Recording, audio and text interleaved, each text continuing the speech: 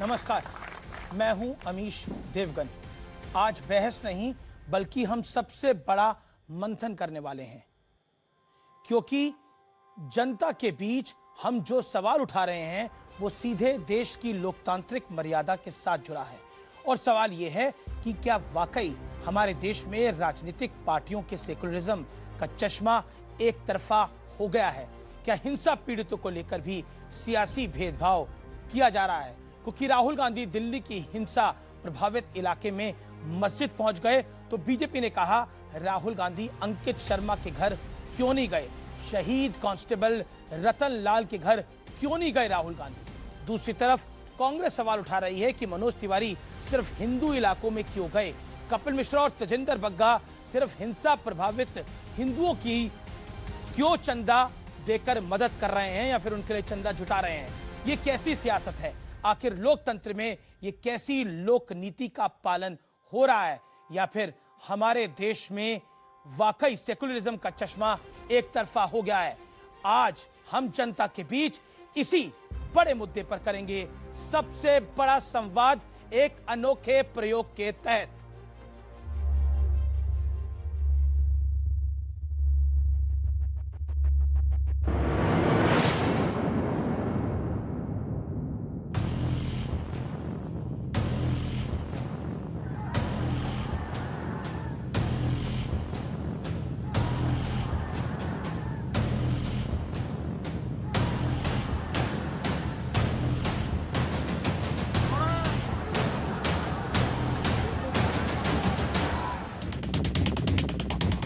दिल्ली हिंसा के बाद राहुल गांधी उन इलाकों में पहुंचे जहां 4 दिन तक हिंसा का खेल खेला गया। पहले राहुल एक स्कूल में पहुंचे और फिर वो एक मस्जिद का हाल देखने पहुंच गए तो बीजेपी ने मोर्चा खोल दिया। सवाल उठाया गया कि राहुल हिंसा में मारे गए आईबी कर्मचारी अंकित शर्मा के घर क्यों नहीं गए, शहीद हेड कांस्टेबल रतन लाल के घर क्यों नहीं गए, घायल डीसीपी अमित शर्मा का हाल चाल पूछने की जहमत क्यों नहीं उठाई। वो ईदगाह पर जाते हैं, वो मस्जिद पर जाते हैं। 15% लोग वहां पर गए हैं कि जहां पर वो इफेक्टेड हुए हैं, जहां पर 85% देश की आबादी बहुसंख्यक समाज के लोगों के घर जल गए। अंकित शर्मा नाम का एक सेना का सर्विसेज का आईबी का अधिकारी मारा गया। वहां पर जाकर वो वहां से लौट कर आ जाते हैं। रही सही कसर केरल से कांग्रेस के ही सांसद के सुरेश ने पूरी कर दी। कहा संसदीय क्षेत्र के लोगों का दबाव था, इसलिए राहुल को जाना पड़ा। वायनाड की वही संसदीय सीट जहां से राहुल सांसद है और बीजेपी कहती है कि यहां राहुल की जीत अल्पसंख्यक वोटरों के दम पर हुई थी। Delhi riot, more than 50 people were killed. Congress MPs so far not visited the riot affected area, but other Indian Union Muslim MPs and other CPI left MPs already visited there. So we have a tremendous pressure from our constituencies. और सवाल सिर्फ नेताओं का नहीं है। राहुल गांधी और सोनिया गांधी पर एक आम महिला ने भी सवाल उठा दिया। हमने बहुत मुश्किल जान बचाई अपने भाग के 50-100 लोग ने कम से पत्थर मार के मेरे घरों तक घुस गए। राहुल गांधी जी को क्या बोलना चाह रही थी? यही कह रही हूँ, इन्होंने आग लगवाई है। माँ बेटा ने क्या बोला था, माँ ने क्या बोला था, सोनिया गांधी ने आर्या पार। लेकिन आरोप एक तरफा नहीं है। कांग्रेस भी बीजेपी नेताओं को कोस रही है। कांग्रेस का कहना है कि उत्तर पूर्वी दिल्ली के सांसद मनोज तिवारी हिंसा वाले इलाकों में पहुंचे तो किसी अल्पसंख्यक के घर नहीं गए। तेजिंदर बग्गा और कपिल मिश्रा पर सवाल उठाया गया कि दोनों सिर्फ हिंसा प्रभावित हिंदुओं के लिए पैसा जुटा रहे हैं। लेकिन सवाल सिर्फ सियासी आरोप का नहीं है।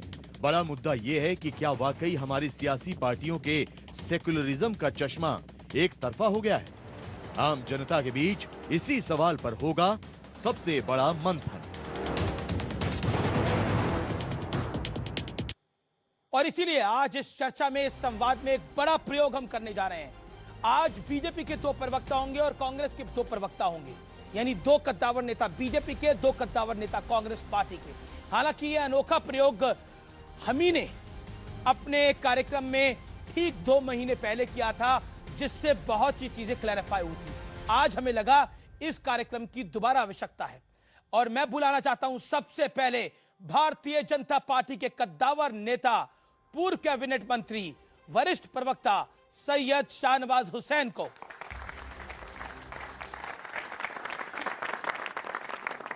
अभिनंदन है शाहनवाज जी आपका। और मैं बुलाना चाहता हूं भारतीय जनता पार्टी के एक और कद्दावर नेता, राष्ट्रीय प्रवक्ता, धुरंधर प्रवक्ता डॉक्टर संबित पात्रा को। उनका भी अभिनंदन है।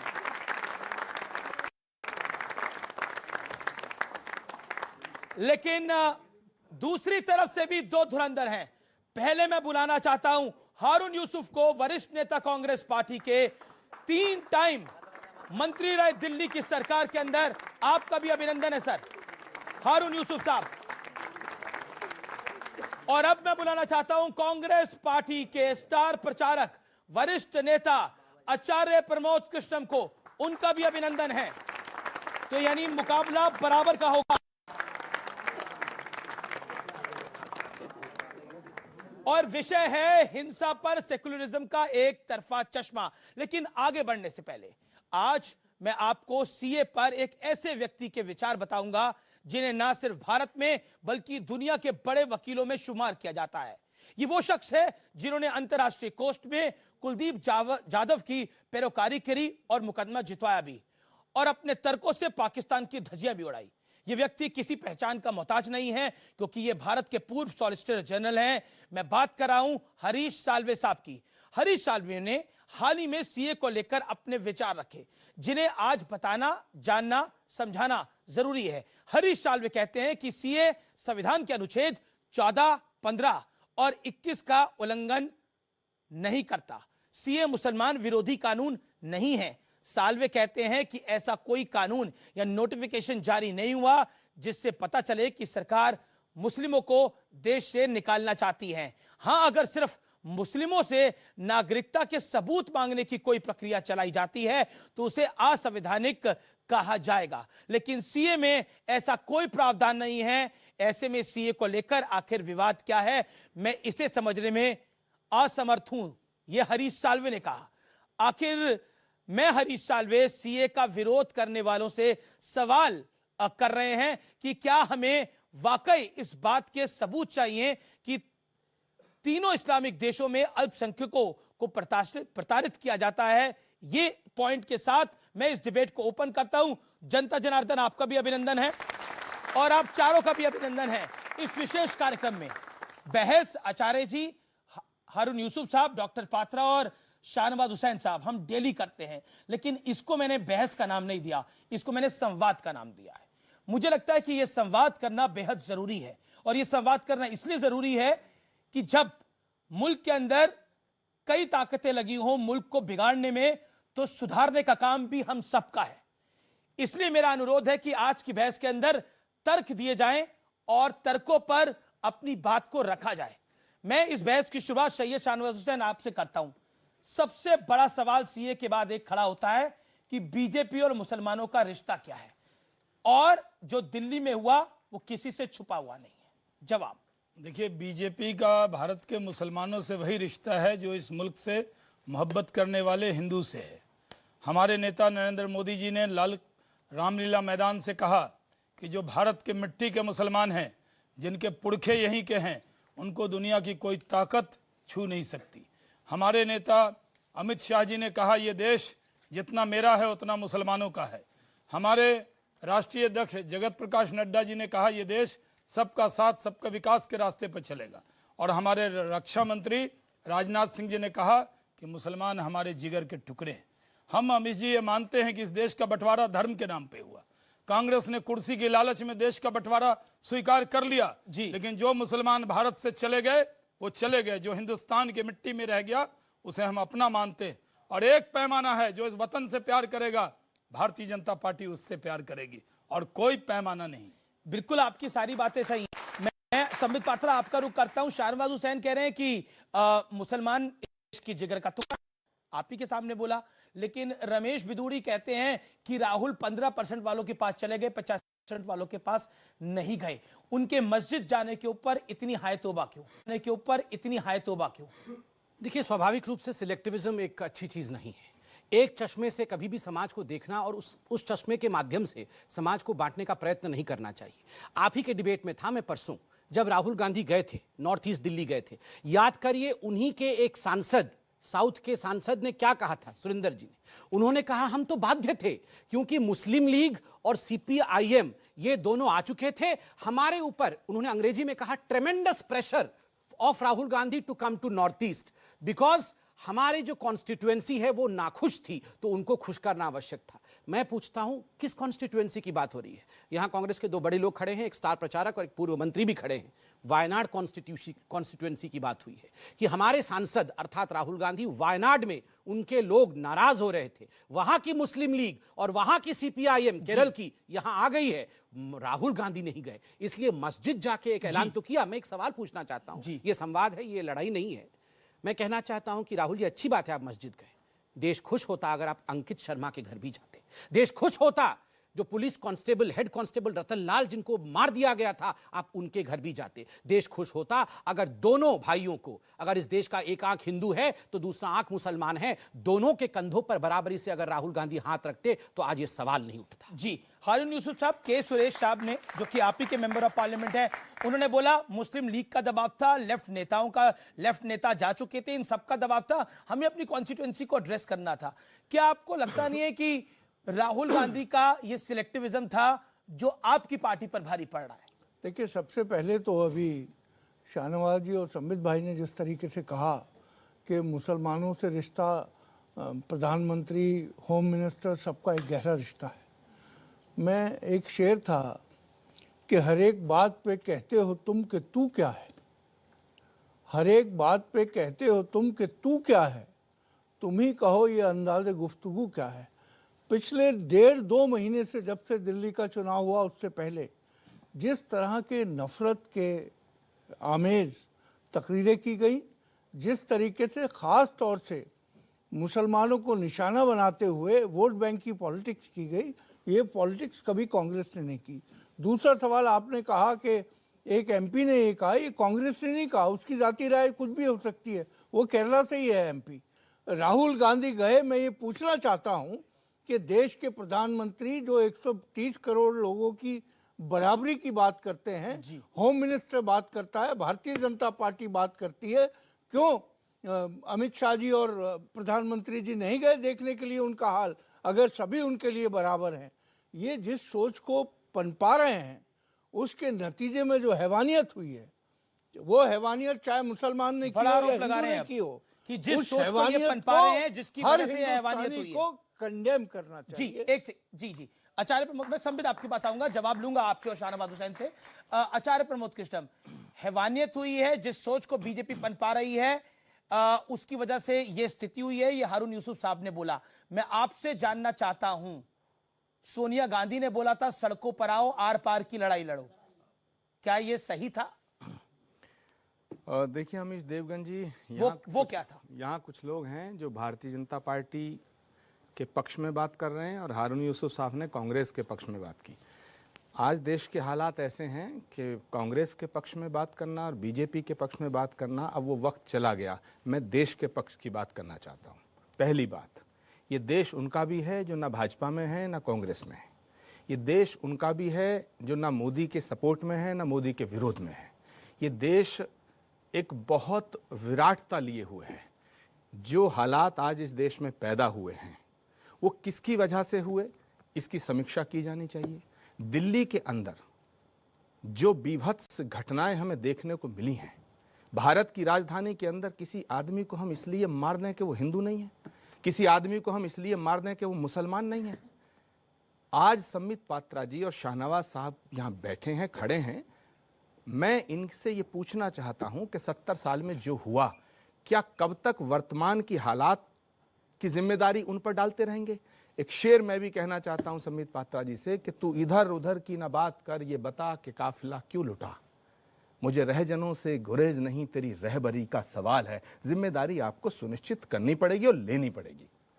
जी शाहनवाज जी भी हाथ खड़ा कर रहे हैं। संबित बड़े नहीं बड़े हैं शाहनवाज जी, पहले अब देखिए आप बड़े हैं, अब ये शिष्टाचार है डॉक्टर पात्रा का। देखिए हम अपनी टीम का विराट कोहली लेकर आए हैं, उनसे ही चलिए संबित जी बोलिए।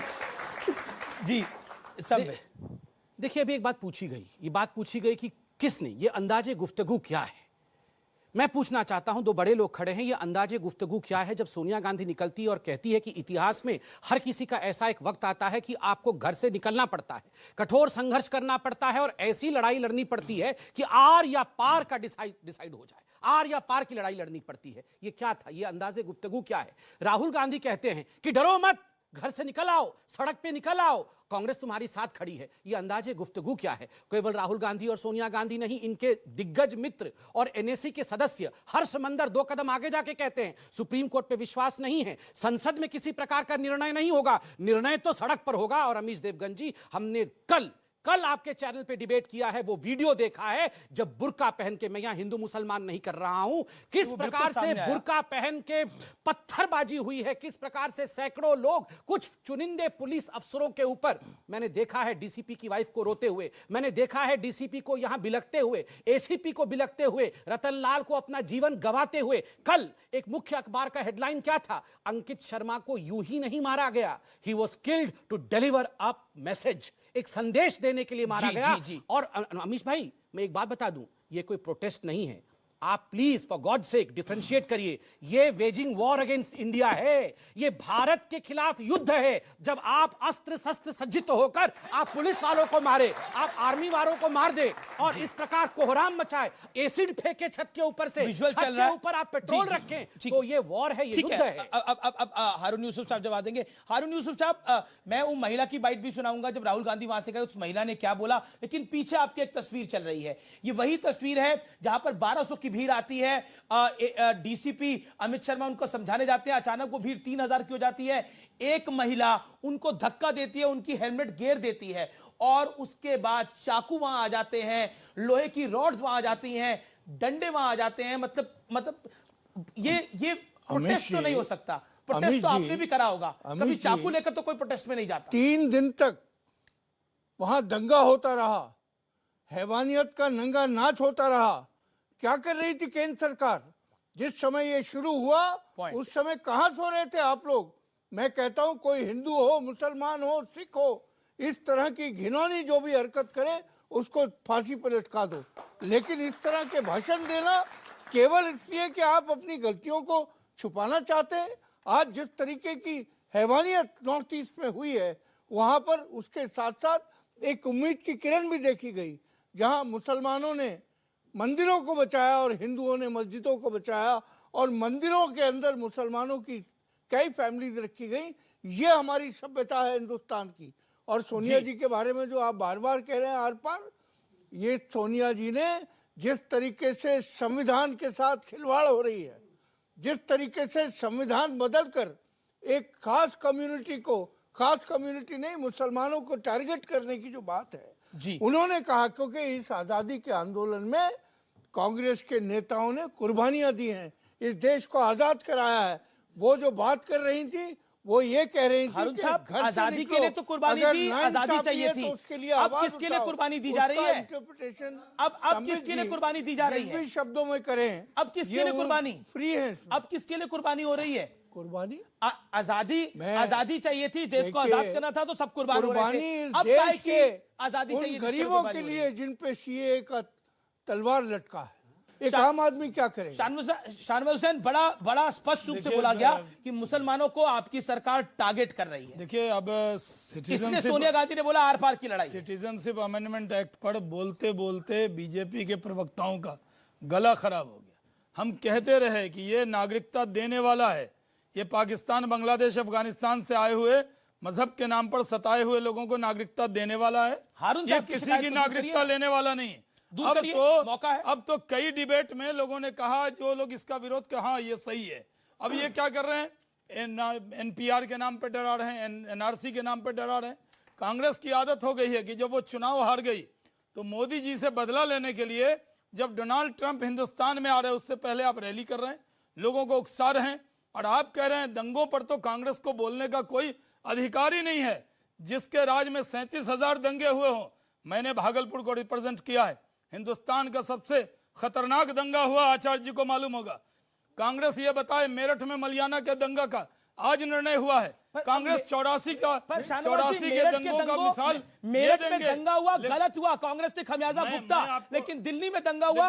हारून यूसुफ की शिकायत है मुसलमानों को आपकी सरकार टारगेट कर रही है, इसका जवाब क्या है? देखिए, एक तो पहले ये 15 मिनट पुलिस हटा दो, हम आर पार कर लेंगे, ऐसे सुनिए, ऐसे बयान गांधी ने बोला आर पार वाली बात, ऐसा पहले कहा जाता था। उनको जेल में डाले। अमित जी, 15 मिनट के लिए अकबरुद्दीन ओवैसी की जबान कौन बोल रहा है? अकबरुद्दीन ओवैसी की जबान इन लोगों ने बोला। और अगर ये पुलिस ने नहीं मैंने एक बार साहब, हो सकता है मेरी गलतफहमी हो सकता है इनकी गलतफहमी हो, एक सेकंड, हो सकता है इनकी भी गलतफहमी हो। जी, मैं एक लाइन कहता हूं, आप पुलिस को बदनाम कर रहे हैं। रतनलाल ने शहादत दे दी, डीसीपी मौत के मुंह में चला गया, एसीपी गिर गया, 56 पुलिस वाले वहां हॉस्पिटल पहुंच गए। पुलिस ने फायरिंग नहीं करके उन्होंने अपने जान की बाजी लगाकर दंगा रोकना चाहा, और आज अब पुलिस को ब्लेम कर रहे हैं। बहुत दुर्भाग्यपूर्ण है। इस तरह वो भी भारत माता के बेटे हैं, और दंगे में कोई मरा, हिंदू या मुसलमान, वो माँ भारती के लाल मरे, वो हिंदू और मुसलमान नहीं है। उनको हिंदू और मुसलमान हारून साहब को मौका दीजिए जवाब देने का, फिर आचार्य प्रमोद कृष्णम।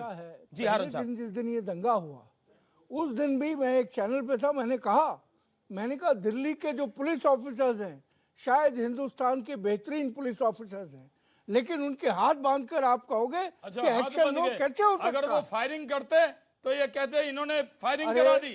अगर उन्होंने फायरिंग किए बिना दंगे को रोकना चाहा लड़ाई तो बंद उनके हमने हाथ देश बांध को दिए। एकता की बात के साथ खड़े रहिए ना। आप 15% पुलिस जो भी निर्णय करेगी, पुलिस का विरोध भी करेंगे और कहेंगे हाथ भी बांध दिया। जी, प्रमोद कृष्णम काफी देर से इंतजार करें। प्रमोद कृष्णम, मैं आपके पास आता हूं, लेकिन मैं आपको एक महिला की बाइट सुनाना चाहता हूं।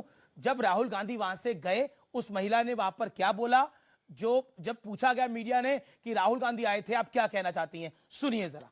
हमने बहुत मुश्किल जान बचाई अपने भाग के 50-100 लोग कम से पत्थर मार के मेरे घरों तक घुस गए। राहुल गांधी जी को क्या बोलना चाह रही थी? यही कह रही हूँ, इन्होंने आग लगवाई माँ बेटा ने। क्या बोला था माँ ने, क्या बोला था सोनिया गांधी ने, आर्या पार। आचार्य जी, मैं सीधा आपका रुख करता हूं। देखिए, क्या आपको लगता नहीं है कि नेताओं को भी जिम्मेदारी से बोलना चाहिए? चाहे कपिल मिश्रा हो, चाहे अनुराग ठाकुर का जिक्र बार बार किया जाता है, चाहे प्रवेश वर्मा हो, और चाहे सोनिया गांधी हो, क्या आपको लगता नहीं है कि आर पार की लड़ाई, और बार बार बोला जाएगा कि मुसलमानों की नागरिकता सीए में जा रही है, तो कहीं ना कहीं एक वर्ग उत्तेजित हो जाएगा, और उसका नतीजा यह है कि कांस्टेबल रतनलाल चला जाएगा, डीसीपी अमित शर्मा जिंदगी और मौत की लड़ाई लड़ेगा, और जनता ये बोलेगी। देखिए अमित देवगन, जिसका घर जलता है, जिसके घर का कोई व्यक्ति मारा जाता है, उसमें उसके दिल में एक पीड़ा होती है, और वो जो महिला बोल रही है बिल्कुल ठीक बोल रही है, उसको बोलना चाहिए। लेकिन क्या राहुल गांधी के वहाँ जाने से या सोनिया गांधी के बोलने से अगर ये दंगा हुआ, तो फिर सोनिया गांधी के खिलाफ और राहुल गांधी के खिलाफ केस दर्ज होना चाहिए। इनकी सरकार को बिल्कुल केस दर्ज करना चाहिए। लेकिन सवाल ये खड़ा होता है कि ये केस दर्ज नहीं करते। पुलिस ऑफिसर जो मारे गए हैं, भीड़ हजारों की संख्या में थी। अभी संबित पात्रा जी ने कहा कि ये देश के खिलाफ जंग है, तो आपकी सरकार कर क्या रही है? चूड़ी पहन के बैठी है क्या? चूड़ी पहनना बुरी नहीं नहीं, क्या कर क्या रही है? यहाँ महिलाएं बैठी हैं, चूड़ी पहनना बुरी बात मुझे बात पूरी करने दो ना। मुझे बात तो पूरी करने दो। अरे बाबा, मुझे बात पूरी करने दो। जब आप बोल रहे थे मैं नहीं बोला। आप बात तो पूरी करने दो। चूड़ी पहनना गलत बात नहीं है, मजबूती की निशानी होती है। झगड़ा हो जाएगा। आपकी माँ ने भी चूड़ी पहना होगा। अरे भाई, मैं तो कह रहा हूँ, आपकी माँ ने भी चूड़ी पहना होगा। चूड़ी पहनना गलत बात क्या कर रखा था आपने? सुनिए, ठीक है, चूड़ी तो शक्ति का परिचायक है। अरे सुनो ना जी, फिर वही बात कर रहे हो। एक तरफ देश की बात करते हो, एक तरफ महिलाएं देश है। महिला देश नहीं है क्या? आपकी माँ, मेरी माँ, आपकी बहन, मेरी बहन ने चूड़ी पहना है। तुम्हारी सरकार चूड़ी पहनना कोई कमजोरी नहीं होता है। तुम्हारी सरकार ने चूड़ी पहना है। चूड़ी पहनना कोई कमजोरी नहीं है। मैं नहीं मानता चूड़ी पहनना। तो फिर कर क्या रहे हैं आप? 1000 लोगों ने, जिन्होंने पुलिस वालों को हत्या करके रौंद के मार डाला, इन पे एनएसए लगाइए, नेशनल सिक्योरिटी एक्ट लगाइए। क्यों नहीं लगाते आप? दिल्ली की जनता जल रही थी, घरों में आग लग रही थी। सुनिए, और आपकी सरकार, और माफ करना अमित देवगन, आपकी पूरी मीडिया नमस्ते ट्रंप कर रही थी जब दिल्ली जल रही थी। शर्म आनी चाहिए ऐसी सरकार को। आज राहुल गांधी वहां पहुंच गए, अरे गृह मंत्री तो पहुंचे भी नहीं। चलिए, नहीं, अगर राहुल गांधी कहीं पहुंच गए तो ये उन्होंने गलत किया। ठीक है, किसी का घर जल गया, उससे पूछा, गलत किया। आपकी सरकार के कौन से लोग गए, बताओ ना। जवाब दो। दे रहा, मैं उत्तर देता हूं एक एक करके। देखिए, कांग्रेस का एक तरीका होता है, ये सुबह उठ के पहले रणदीप सुरजेवाला और उसके बाद फिर राहुल गांधी, फिर सोनिया गांधी। अगर हमने गलती किया है तो हमें जेल में डालो, हमारे खिलाफ इन्वेस्टिगेशन करो। फिर दोपहर को जेल में डालने की प्रक्रिया शुरू होती है, फिर शाम को बदले की राजनीति है। ये बीजेपी बदले की राजनीति कर रही है। देखो चिदम्बरम को घसीट के जेल में ले गई, ये कितना अच्छा आदमी था, इसको जेल में क्यों ले गई? देखिए सुबह चिढ़ाना और शाम तक रोना। सुनिए, लेकिन ये दंगे की बात है डॉक्टर संबित पात्रा, इसलिए मैं बोल रहा हूं। मैं सब विषय पे दंगे पे याद जी। अभी हारून यूसुफ कोई साधारण व्यक्ति नहीं, मैं उनका बहुत सम्मान करता हूं, इन्होंने अच्छी बात कही। जिन लोगों ने बदमाशी की, इन्होंने 2 कदम आगे जाके कहा उनको फांसी पे चढ़ाइए। याद करिए, जामिया में पत्थरबाजों ने घरों में पत्थरबाजी की, आग लगाया, पुलिस के ऊपर अटैक किया, और उसके बाद वो विक्टिम बन रहे थे। जब जाके जामिया के लाइब्रेरी में वो आतंकी छुपे थे, पुलिस ने उनके ऊपर क्या 2-4 डंडा जमा दिया, ये हमें यहां मारा, हमें यहां मारा, हमारे ऊपर ब्रूटैलिटी कर दी। और प्रियंका मैडम सर एक सेकंड, फिर मैडम प्रियंका गांधी ने ट्वीट किया अगले दिन। मैडम प्रियंका गांधी ने ट्वीट किया कि पुलिस सबसे ज्यादा निकम्मी और ब्रूटल संस्था है। ये ब्रूटैलिटी थी। अगर मारे तो ब्रूटैलिटी, सुन लीजिए प्लीज 2 मिनट, मारे तो ब्रूटैलिटी, ना मारे तो हाथों में चूड़ियां। मुझे इस पे ऐतराज है, हाथों पे चूड़ियां नहीं, हाथों पे चूड़ियां कोई कमजोरी की इंसान नहीं है। ये हमारी माएं कमजोर होती तो ये देश यहां तक बढ़ नहीं पाता। बेचारी माओं ने चूड़ी भी संभाला है, देश भी संभाला है, आप उनको कमजोर मत समझिए। तीसरी बात, मैं असली गांधी जी के बारे में बात करना चाहता हूं, बहुत हो गए नकली गांधी जी के बारे में। सुन लीजिए एक बात, ये राहुल गांधी गए, होम मिनिस्टर नहीं, राहुल गांधी जी गए या नहीं गए, पहले कांग्रेसियों से पूछिए वो राहुल जी के बारे में कितना सीरियसली सोचते हैं। राहुल गांधी जब दंगे होते हैं उस समय इटली में रहते हैं, फिर 2 दिन के लिए इंडिया आते हैं तो कहां जा, हेलो मुझे कहां जाना चाहिए ताकि फोटो छपे, वहां जाते हैं, फिर वहां से लौट के फिर कहीं चले जाते हैं बैंकॉक। ऐसे नहीं होता है। मैं असली महात्मा गांधी को दिखाना चाहता हूं और पढ़ के सुनाना चाहता हूं कि असली महात्मा गांधी क्या चाहते थे। 26 सितंबर 1947 को महात्मा गांधी ने प्रार्थना सभा में खुले तौर पर घोषणा की, कोट, पाकिस्तान में रहने वाले हिंदू और सिख हर नजरिए से भारत आ सकते हैं। अगर वे वहां निवास नहीं करना चाहते हैं, उस स्थिति में उन्हें नौकरी देना और उनके जीवन को सामान्य बनाना भारत सरकार का पहला कर्तव्य है। मोदी जी अगर महात्मा गांधी के सपने को पूरा कर रहे हैं, और माफ करिएगा अगर देश के वो 2 नकली गांधी अगर नहीं कर पा रहे हैं तो ये हमारी गलती है। ठीक है, ये हमारी गलती है। लेकिन हारून यूसुफ साहब, इन्होंने महात्मा गांधी को कोट किया और इन्होंने प्रियंका गांधी वाड्रा की बात बोली कि जब प्रियंका गांधी वाड्रा ने पुलिस को बोला कि पुलिस ब्रूटल एक्सरसाइज कर रही है जामिया के अंदर, और आपके साथ आपके वरिष्ठ सहयोगी हैं आचार्य प्रमोद कृष्णम, इन्होंने बोला कि पुलिस क्या इस सरकार ने चूड़ियां पहन रखी थी, वो कार्रवाई नहीं कर पा रही। चूड़ियां तो कोई कमजोरी की निशानी नहीं। ऐसा है, संबित पात्रा जी और भारतीय जनता पार्टी राहुल जी का फोबिया हो गया है। ये उस खौफ को देख रहे हैं जो आने वाले वक्त में इस देश के अंदर इस देश का नेतृत्व करेगा सर। और आप बजाय आप कहते हैं कि वो सुरजेवाला बोलते हैं, आपके यहाँ तो होम मिनिस्टर ने एक बयान नहीं दिया, प्रधानमंत्री कभी बयान देते ही नहीं, ना प्रेस कॉन्फ्रेंस एड्रेस करते हैं, क्योंकि सवालों से बचना इसलिए चाहते हैं कि देश के जो असली मुद्दे हैं, आज जो यस बैंक में हो रहा है, कल पीएमसी में हुआ था, पूरे देश के लोग आज जिस चीज से बुरी तरीके से भ्रमित हैं, उन मुद्दों को आप छुपाना चाहते हैं। आप अंकित की बात कर रहे थे, अंकित इस देश का महान सपूत है। और राहुल जी को पुलिस ने, अगर आपको याद हो, उस दिन राहुल जी को पुलिस ने रिस्ट्रिक्ट किया कि आप यहाँ से ब्रिजपुरी से कहीं और नहीं जा सकते, नहीं तो वो बड़ी सब जगह जाते। कि क्या उनको पुलिस ने मना करा था अंकित के यहाँ जाने के लिए? मैं आपको कह रहा हूँ, उन्होंने कहा ब्रिजपुरी में आपको खत्म करना होगा जो उनकी सिक्योरिटी। चांदबाग में गए थे राहुल गांधी? नहीं, चांदबाग में खजूरी खास में अंकित शर्मा का घर है। अगर आप मैं उस घर में गया हूँ। मेरा सवाल संबित पात्रा जी से है। उन्होंने कहा बुरके के लोग, मतलब बुरके में जो पहने थे महिला लोग, वो दंगा फसाद किए। आपको पता होना चाहिए एनआरसी और सीए और एनपीआर के खिलाफ लगभग 70 दिन से धरना प्रदर्शन में बैठे थे। देश में कहीं दंगा फसाद नहीं हुआ, लेकिन आरएसएस, बजरंग दल, एबीवीपी और बीजेपी के लोग 2 घंटे के लिए निकले रोड पर और पूरा दिल्ली को जला दिए। शर्म करना चाहिए बीजेपी वाले। दिल्ली की जनता आपको माफ नहीं करेगी। सुन लीजिए बीजेपी वाले लोग क्या देना चाहता हूं। जी मैं जवाब, संबित पात्रा बोलिए, जवाब दीजिए। देखिए तो इसके बाद मैं एक सबसे बड़ी गवाही भी एक अंश दिखाऊंगा, सबसे बड़ी गवाही टेलीविजन हिस्ट्री के अंदर। देखिए अमीश भाई, ये तो शुक्र है कि दिल्ली पुलिस ने वो वीडियो ट्वीट कर दिया, वरना ये लोग तो मानने को ही तैयार नहीं। तो ये विक्टिम बन रहे थे, परपिट्रेटर्स खुद विक्टिम बन रहे थे, और जो हकीकत है वो हकीकत बोला ना जाए। किन लोगों ने, जो बैठे हुए थे सड़क बंद करके, किन लोगों ने डीसीपी के ऊपर चार्ज किया, किन लोगों ने पत्थरबाजी की। अगर बुर्का पहन के पत्थरबाजी की तो मैं क्या कहूंगा कि नहीं ये तो बुर्का नहीं था।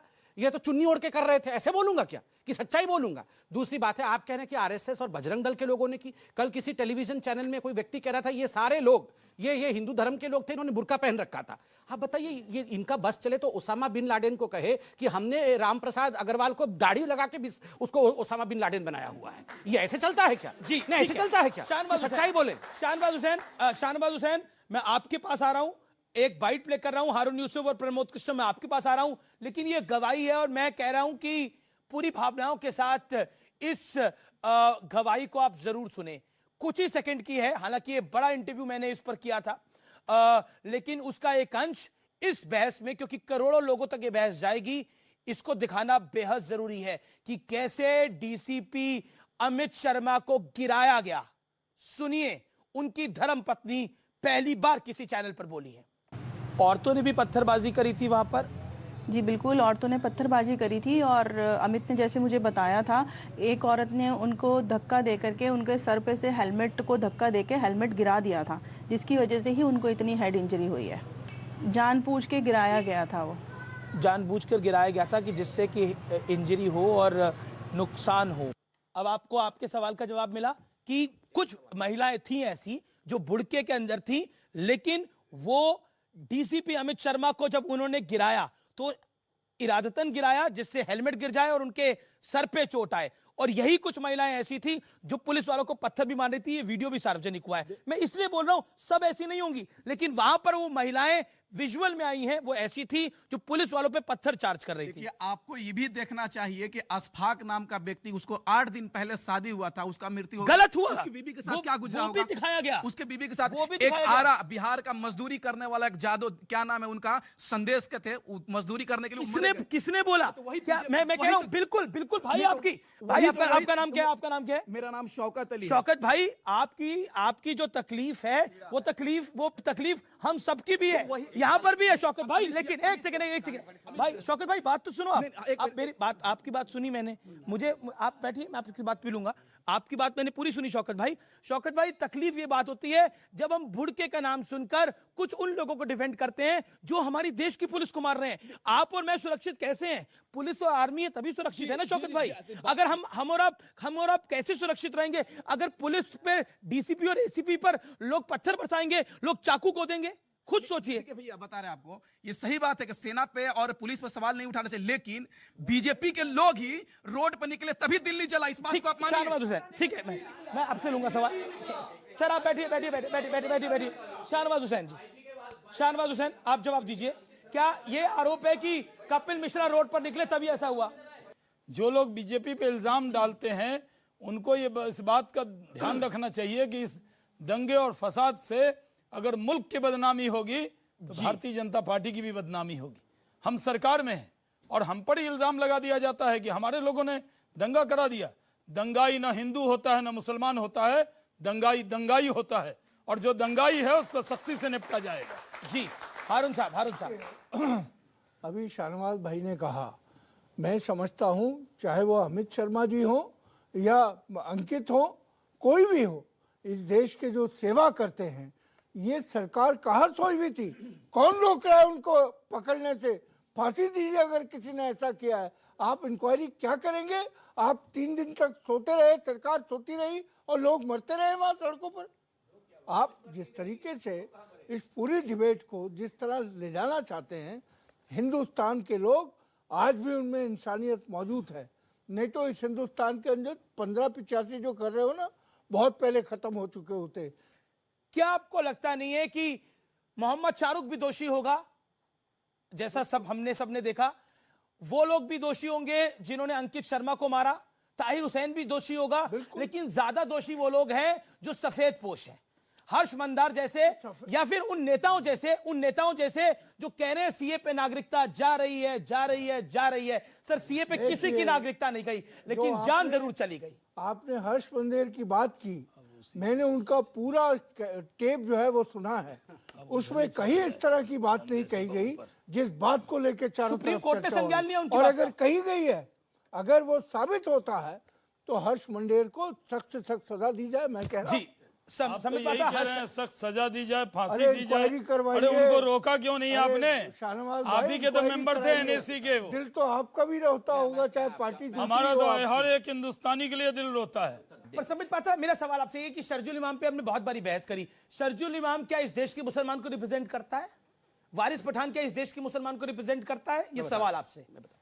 क्यों नहीं रिप्रेजेंट करते? शाहनवाज हुसैन रिप्रेजेंट नहीं करते, हारून यूसुफ रिप्रेजेंट नहीं करते इस देश के मुसलमान मैं को। बता रहा हूं, जब शरजील इमाम जैसे व्यक्ति, जी। जब फैजुल हसन जैसे व्यक्ति और जब वारिस पठान जैसे व्यक्ति और ओवैसी जैसे व्यक्ति जहर उगलते हैं, तो लिबरल मुस्लिम्स का कर्तव्य होता है कि वो रेडिकल इस्लाम के खिलाफ आवाज उठाएं। और अगर वो आवाज नहीं उठाते हैं, जब द्रौपदी का वस्त्रहरण हो रहा था, अगर पितामह भीष्म वहां आंखें जमीन की तरफ गाड़ करके बैठे रहते हैं, तो दोषी पितामह भीष्म भी हैं। बाद में ना कहिएगा वो पितामह थे, इसीलिए तो भुगतना पड़ा। इसीलिए तो कृष्ण ने धर्मचक्र उठाया, क्योंकि इतने बड़े बड़े लोगों के होते हुए मैं कहता हूं, जिस समय वारिस पठान ने 15 करोड़ भर से 100 करोड़ कहा, 100 मुसलमान, अच्छे मुसलमान इकट्ठे हो जाते। भाई तो हमारे दिन रात अपोज कर रहे थे, मगर कांग्रेस के जो अच्छे मुसलमान हैं हमारे साहब इकट्ठे हो जाते और कहते नहीं, ये अच्छी बात नहीं है, हम एग्री नहीं करते। क्यों नहीं? तो हम हारून साहब, एक सेकंड क्यों नहीं? मैं क्यों नहीं आप हारून लोगों ने साहब से एक प्रदर्शन सवाल किया? पूछना चाहता हूं। मैं हारून साहब, देखिए हारून साहब की मैं बहुत इज्जत करता हूं, एक मुस्लिम भी है, रेस्पेक्टेड मुस्लिम है, मेरे भाई हैं। मैं आज इतने बड़े मंच पे आपसे एक सवाल पूछूंगा, मैं चाहता हूं आप इसका बिल्कुल अच्छे से जवाब दीजिए। साहब ये सीए आया, आप तो पूरे पढ़े हैं, मैं लेके भी आया हूं, आपको बिल भी दूंगा, पढ़ भी लीजिएगा। आप एक मुस्लिम होने के नाते आप मुझे पॉइंट 1, पॉइंट 2, पॉइंट 3, 3 ऐसे पॉइंट बताइए जिससे आपका नुकसान हुआ है। आप एक मुस्लिम हैं, आपका क्या नुकसान हुआ है सीए से? हारून साहब, पूरा देश एजुकेटेड होगा। ये जो सिटीजन अमेंडमेंट एक्ट लेके आए, वो पहले भी था, लेकिन उसको बाधित कर दिया गया। प्रताड़ित मुसलमान या हिंदू जो है जो बांग्लादेश, पाकिस्तान और अफगानिस्तान में है। पहले अदनान समी को आपने नहीं दी थी, और उसके बाद एनआरसी की बात करते हैं। माननीय home minister Amit Shah ji floor of the house पे कहते हैं अभी तो ये सीए आया है, अब एनआरसी लेके आएंगे। नहीं, मैं जिसके बाद बाहर सुन लीजिए बात, हाँ, बोलिए सर, इतना वो मत कीजिए। नहीं, बोलिए। बाहर देश के प्रधानमंत्री कहते हैं एनआरसी कोई नहीं आ रहा है, और अभी तो चर्चा ही नहीं हुई है। फ्लोर ऑफ द हाउस पे क्या कहा था आपने? जवाब ये इस तरीके से जो आप भ्रमित करने की राजनीति कर रहे हैं और केवल नफरत के बीज डाल रहे हैं आप इस हिंदुस्तान की सरजमीन पे, इसको बंद कर देंगे तो ये देश बहुत तरक्की। मैं एक सेकंड मैं कुछ दिखाना चाहता हूं। जी, आप दिखा दीजिए। ये सीए का बिल है, ये 3 पन्नों में है, आप देख सकते हैं, बहुत छोटा सा है सर। इसमें आप प्लीज नहीं सर, आपने अभी एनआरसी की बात कर दी, वो तो आया ही नहीं। मैं तो सीए की बात कर रहा हूं। सर एक मिनट, आपने अदनान सामी की बात की, आपने सर देखिए आप बड़े हैं, सुन तो लीजिए सर। आपने अभी अदनान सामी, इसमें अदनान सामी का नाम कहीं नहीं लिखा हुआ है। आपने एनआरसी की बात की, इसमें एनआरसी नहीं लिखा हुआ है। मैं सर इसमें आप प्लीज लीजिए, इसमें बताइए सर, एक लाइन बता दीजिए, क्योंकि यहाँ लोगों की जानें चली गई हैं, 50 लोग मारे गए हैं। मैं कहीं नहीं था, मैं जानना चाहता हूँ सर, कहाँ मुसलमानों के खिलाफ कि परसिक्यूटेड मुसलमान को हिंदुस्तान के अंदर नहीं लाया जा सकता। ये नहीं था पहले के जो सिटीजन नहीं है, परसिक्यूटेड मुसलमान नहीं आ सकता हिंदुस्तान में। नहीं, मैं तो आपसे कह रहा हूँ। क्यों चाहिए आपको परसिक्यूटेड? नहीं, आपको पाकिस्तान के मुस्लिम इंडिया में क्यों चाहिए? आप एक बात समझे। नहीं, मैं साहब से पूछना चाहता हूँ, इनको पाकिस्तान के तथाकथित परसिक्यूटेड मुसलमान हिंदुस्तान में क्यों चाहिए? क्यों चाहिए? नहीं, ये तो आपने एक रास्ता तैयार किया क्या? और सबक सीखा आपने असम से, जहाँ पर जब एनआरसी कराई गई सर, समझा नहीं पा उसके बाद आचार्य जी हो सकता रास्ता समझाएं, निकालने की लेकिन मैं शाहनवाज हुसैन, आखिर क्यों है विपक्ष को आप पर विश्वास नहीं है? क्योंकि आप भी सदन में रहे और सरकार में मंत्री भी रहे, सर विपक्ष को आप पर विश्वास क्यों नहीं है? फिर मैं आचार्य प्रमोद कृष्ण पर आऊंगा कि आप विश्वास क्यों नहीं कर पा? कांग्रेस, जनता को कांग्रेस पे विश्वास नहीं है और कांग्रेस को हम पर विश्वास नहीं है, तो जनता का जिस पर विश्वास है वो हम लोग हैं।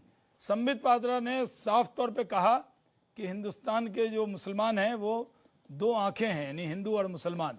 हमारे प्रधानमंत्री ने कहा, हमने कहा, सब लोगों ने कहा, लेकिन कांग्रेस पार्टी के नेता आड़ पाड़ की बात क्यों करते हैं? मैं यही कहता हूं कि आप कम से कम आपको कोई और तरीका अपनाइए। किसी के मुसलमानों से किस बात का बदला ले रहे हैं ये बताइए। शाहनवाज हुसैन पर विश्वास नहीं है, उनकी पार्टी पर विश्वास नहीं है, डॉक्टर संबित पात्रा की पार्टी पे विश्वास नहीं है, उनकी बात पे विश्वास नहीं है।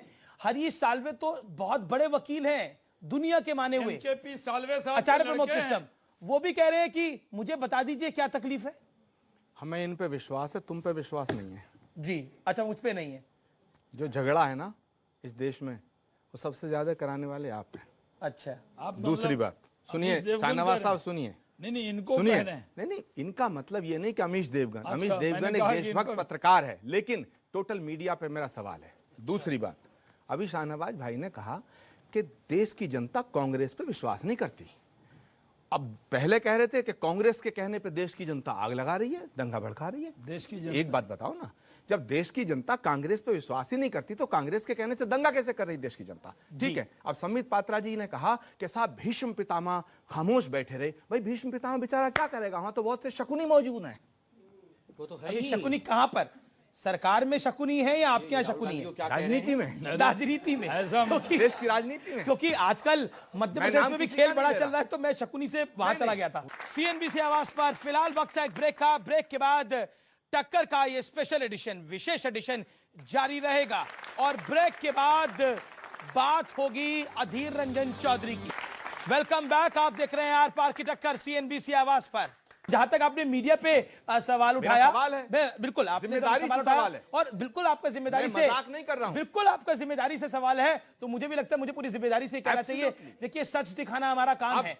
अगर सना फर्नीचर वाले की दुकान जली है तो वो भी दिखाएंगे हम, और अगर मोहम्मद शाहरुख गोली चलाएगा तो उसको भी दिखाना पड़ेगा सर। मुझे दे दीजिए। और अगर बुड़के में फिर मेरे सवालों का डीसीपी जवाब शर्मा को संबित मौत के पात्रा घाट जी उतारने देंगे। का प्रयास होगा तो वो भी बताना पड़ेगा। इन्होंने कहा कि पत्रकार और मीडिया, ये आपको नहीं कह रहे थे, बहुत को कह रहे थे। मैं बहुत बेबाकी से एक बात कह रहा हूं, बुरा भी लग सकता है कुछ पत्रकारों को, पर बोलने दीजिए। आज ये जो लिबरल ब्रिगेड है, जिसको लुटियन जोन वाले ब्रिगेड, खान मार्केट गैंग कहा जाता है, इन ब्रिगेड को कैसे पत्रकार पसंद आते हैं पता है? जो ओसामा बिन लादेन की डॉल रशिया से लाके ओसामा बिन लादेन का डॉल अपने ऑफिस में रखता है, वो उनको पसंद है। ऐसे पत्रकार पसंद है जो प्राइम टाइम में कहते हैं ये मोहम्मद शाहरुख नहीं, ये तो अनुराग मिश्रा है, अनुराग मिश्रा है। वैसे पत्रकार इनको पसंद आते हैं। और ऐसे पत्रकार जो मोहम्मद शाहरुख का नाम मोहम्मद शाहरुख बता दे, वो इनको गवारा नहीं होता है। क्योंकि आप लोग सच कैसे 70 सालों से इनको आदत पड़ी हुई है, ये शाहरुख को अनुराग मिश्रा बता रहे हैं। तीसरी बात आप देखिए, राहुल गांधी जी अंकित के घर गए नहीं गए, होम मिनिस्टर क्यों नहीं गए, आप क्या चाहते हैं? सॉल्यूशन हो या सब लोग खाली घर घर घूमे? मैं आपको बता दूं, आप रिकॉर्ड में लिख लीजिए, रतनलाल जी का जब क्रिमेशन हुआ तो मंत्री जी वहां मौजूद थे। बाकी जब हमारे पुलिस अधिकारियों का क्रिमेशन अंकित का भी हुआ तो हमारे नेता वहां मौजूद थे। संबित पात्रा सर का एक बहुत बड़ा सब्जेक्ट है जिन पे इन्होंने रिसर्च कर रखा है, उसमें वो अव्वल और टॉप ऑन टॉप है। नहीं, आप देखिए, ये टिप्पणी मत करिए, सवाल पूछिए ना आप सवाल पूछिए, ये दिस इज नॉट अ वे। सवाल पूछिए आप। सर मैं कह रहा हूँ कि दिल्ली की जनता को सुरक्षा देने का सबसे बड़ा प्रायोरिटी किसकी है? भारत की होम मिनिस्ट्री की है, होम मिनिस्ट्री की है, टॉप किसमें था, दिल्ली सरकार की है। अच्छा, टॉप ऑन टॉप किसमें है संबित पात्रा? सर राहुल गांधी और सोनिया गांधी अच्छा, को ठीक है। अच्छा, ठीक है। एक तो इन्होंने कहा कि मैं राहुल जी और सोनिया जी पे टॉप ऑन टॉप रिसर्च क्यों नहीं करेंगे? जो लोग अपने आप को शहंशाह और महारानी समझते हैं उन पे हम रिसर्च भी ना करें? हम इतने खराब हैं कि अपने नहीं सुन तो लीजिए साहब। 70 सालों तक एक परिवार ने सोचा कि इस देश के हुक्म के बागडोर उन्हीं परिवार के हाथ में रहना चाहिए। आपको क्या लगता है ये राहुल गांधी आज इतने फ्रस्ट्रेटेड क्यों हैं? उनके हाथ से, उनके परिवार के हाथ से वो बागडोर चला गया हिंदुस्तान का और एक साधारण व्यक्ति के पास चला गया, तभी ये फ्रस्ट्रेशन है और कोई कारण नहीं है, यही कारण है। और बिल्कुल 70 वर्षों तक जिस परिवार ने हिंदुस्तान को लूटा है ना, उस पे पूरा रिसर्च करके उनको जेल भिजवाना भी हमारा ही कर्तव्य है। अमीश देवगन जी, ये देख, अभी संबित पात्रा जी बड़ी अनोखे अंदाज में, बड़े स्टाइल से, पूरे कलाकारी फनकारी के साथ अपनी आपसे फिर भी कम है आचार्य जी, आप तब हाथ बता रहे नहीं थे, लाया था। आप बता रहे थे। ओके, मेरी बात सुनिए। इस देश ने भाई आपको पूरी ताकत के साथ गद्दी सौंपी, और आज इस देश का प्रधानमंत्री, मैं कह रहा हूं, मैं कांग्रेस के साथ हूं, लेकिन मैं कह रहा हूं बहुत शक्तिशाली प्रधानमंत्री है। लेकिन देश की राजधानी दिल्ली जलती रही, और चौकीदार कहां था, पहरेदार कहां थे? और अब जलने के बाद भी ना चौकीदार पहुंचे ना पहरेदार, और जो आदमी गया उस पर तुम सवाल खड़ा कर रहे हो। अगर वो स्कूल चले गए, स्कूल भी शिक्षा का मंदिर है, मां सरस्वती का मंदिर जला तो वो मंदिर गया और उसको जाना चाहिए, और मैं कह रहा हूं उसकी तारीफ होनी चाहिए। आप तारीफ नहीं करते जी। जी जी बिल्कुल बिल्कुल। महिलाएं बड़े सारे सवाल पूछ रही हैं संबित पात्रा। कर दूं राहुल गांधी। जी जी जी कि अभी आपने बोला कि आप सरकार में हैं, तो इसका मतलब आपकी रिस्पॉन्सिबिलिटी होती है। सीए और एनआरसी में इतना विरोध हो रहा है, मर गए हैं लोग इतने सारे, लेकिन आपकी सरकार से कोई जा ही नहीं रहा है, कोई समझा ही नहीं रहा है। पहली बार आपने कहा कि समझा क्यों नहीं रहा है। देखिए, जो व्यक्ति वाकई सोया हुआ है उसको आप हिला करके, पानी डाल करके, नगाड़े बजा करके जगा सकते हैं।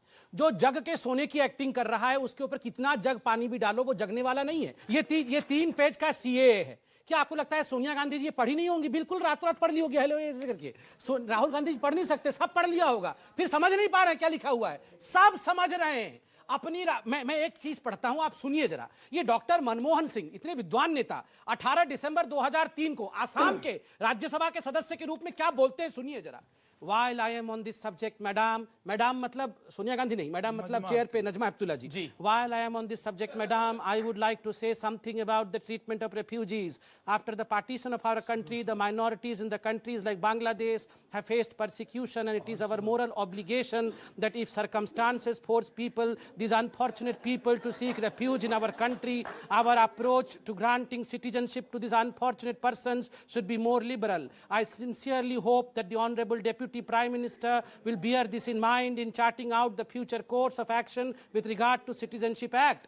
ये मनमोहन सिंह कह रहे, जब ये बोला जा रहा था, एक इफेक्ट ये है, जब ये सदन में बोला गया था तब शाहनवाज हुसैन उस सरकार में मंत्री थे। एक सेकेंड, नहीं ये तो हुआ था, मैं भी राज्यसभा में बैठा हुआ था उस वक्त जी। उन्होंने कहा और अडवाणी जी को कहा कि आपको संज्ञान लेना चाहिए, फिर अडवाणी जी ने संज्ञान भी लिया। दिक्कत ये है कि सोनिया जी मनमोहन सिंह को प्रधानमंत्री तो बनाती हैं लेकिन मनमोहन सिंह की बात नहीं मानती। जी जी सुन ली। नहीं अब हुआ, दोनों तरफ पॉइंट हो गया। जी जी आपको एक बात समझना होगा कि जो चीज मनमोहन सिंह समझ पाए वो सोनिया जी क्यों नहीं समझ पाई। मनमोहन जी प्रधानमंत्री बने, वो विस्थापित थे, वो परसिक्यूटेड सिख थे पाकिस्तान के, उनके परिवार के ऊपर बहुत कुछ सहना पड़ा, वो यहाँ आए, मगर इटली में ऐसा नहीं हुआ, इसलिए वो नहीं समझ पाई, मनमोहन जी। लेकिन मैं एक डिस्क्लेमर भी दे देता हूं, मेरा परिवार भी पाकिस्तान से विस्थापित होकर ही हिंदुस्तान आया है, इसीलिए उस दुख दर्द को कई लोग समझ सकते हैं। मनमोहन सिंह जब deputy prime minister Lal Krishna Advani से सवाल पूछा सदन के अंदर, जब वो कह रहे थे ऐसा होना चाहिए, तो अब आप लोग इसके खिलाफ क्यों हैं? अब क्या हो गया? क्योंकि मोदी कर रहे हैं इसलिए? देखिए ऐसा बिल्कुल नहीं है। ये अभी हमारी एक बेटी जो है वो जब पूछ रही थी कि समझा तो रहे नहीं, ये समझा नहीं रहे, ये भड़काने का काम कर रहे हैं। क्योंकि अगर ये संजीदा है तो जो बयान जिस तरीके से एनआरसी पे दिए गए, सीए पे दिए गए, इस देश के लोगों को भ्रमित रखना चाहते हैं। जैसे कि राहुल गांधी अपने आप को जनेऊ हिंदू मानते हैं चुनाव के टाइम पे, लेकिन जब दंगा होता है तो वो सिर्फ मुस्लिमों से ही मिलने जाते हैं, लेकिन दंगे में तो दोनों ही लोगों का घाटा होता है, हिंदू और मुस्लिम। सवाल है हारून यूसुफ साहब, जवाब। बेटे आप, मुझे पता है 1 घंटे से जो माहौल इन्होंने तैयार किया है यहाँ, उसका असर आपके जहन पे है, ये मैं देख रहा हूँ। दूसरी बात, पहना था हमने बनाया उनको, ये क्यों नहीं चले गए वहाँ पर? आप क्यों नहीं गए भाई? हाँ, शाहनवाज हुसैन और आप सवाल हमसे नहीं हो रहा है, ये क्यों नहीं गए? आप क्यों नहीं गए? आप क्यों नहीं गए? सवाल क्यों नहीं कर रहे आप? ये हर जाना महत्वपूर्ण है, इन्वेस्टिगेशन करके जो लोग इसके जिम्मेदार थे उनको सजा देना महत्वपूर्ण है। आप क्यों नहीं गए? देखिए हमारे लोग वहां पे गए, हम हिंदू मुसलमान के चश्मे से नहीं देखते। हमारे नेता नरेंद्र मोदी 130 करोड़ हिंदुस्तानी को भारतीय की नजर से देखते हैं। जी जी जी, आप हिंदू मुसलमान करते हैं। मैं फिलहाल इस शो को यही वाइंड अप करता हूं। आप तमाम लोगों का बहुत बहुत शुक्रिया इस बहस में जुड़ने के लिए, इस बहस का हिस्सा बनने के लिए। एक अनोखा प्रयोग आज हमने करा, पूरी जिम्मेदारी के साथ करा।